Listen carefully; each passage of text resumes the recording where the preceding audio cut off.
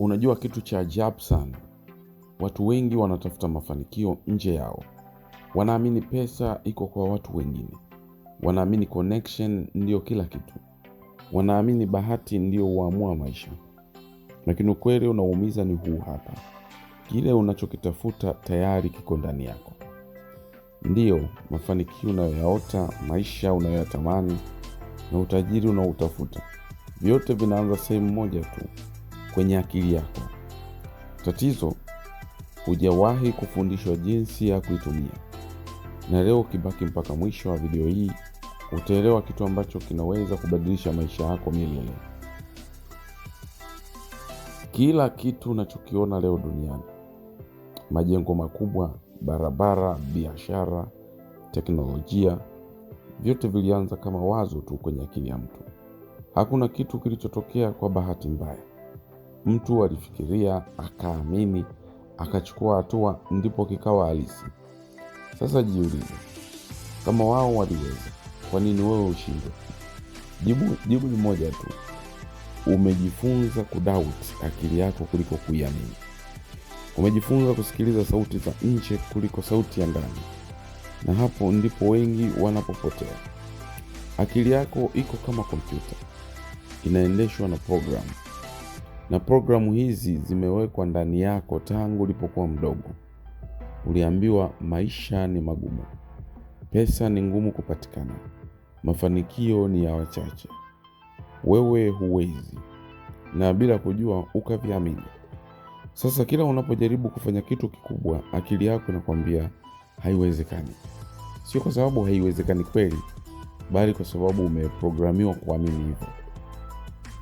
Kitu cha hatari zaidi duniani sio kushindwa, ni kuamini huwezi. Kwa sababu ukishaamini huwezi, hata ukipata nafasi utaikwepa. Hata ukiona opportunity utaogopa. Hata ukianza utakata tamaa mapema. Lakini ukibadilisha imani yako, hata kabla hujafanikiwa, utaanza kuona mabadiliko. Utakuwa na ujasiri, utaona fursa wengine hawaoni. Utaanza kuchukua hatua, na hapo ndipo safari ya mafanikio inapoanzia. Sikiliza hii kwa makini.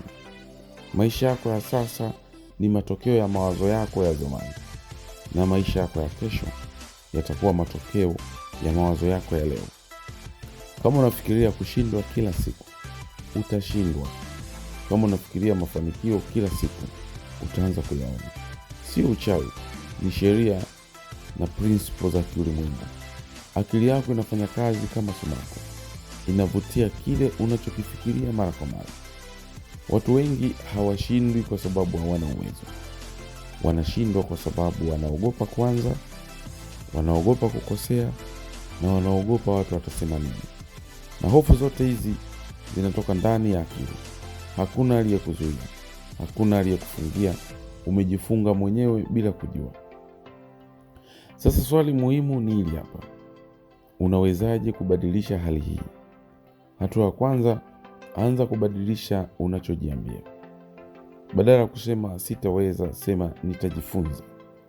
Badala ya kusema maisha ni magumu, sema nitatafuta njia.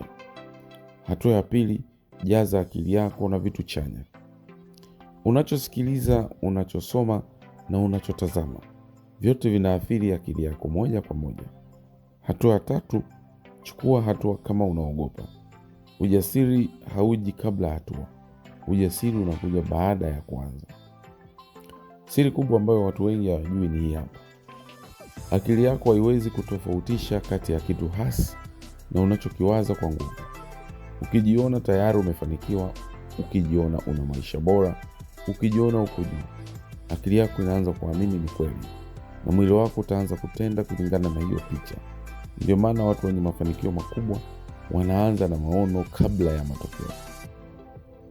Kwa hiyo leo, acha kusubiri mtu aje akuokoe. Acha kusubiri bahati, na acha kusubiri muda sahihi. Anza na akili yako. Badilisha unavyofikiria, badilisha unavyojiona, badilisha unavyoamini, na maisha yako yatabadilika. Kumbuka, mafanikio hayaanzi nje, yanaanzia ndani yako.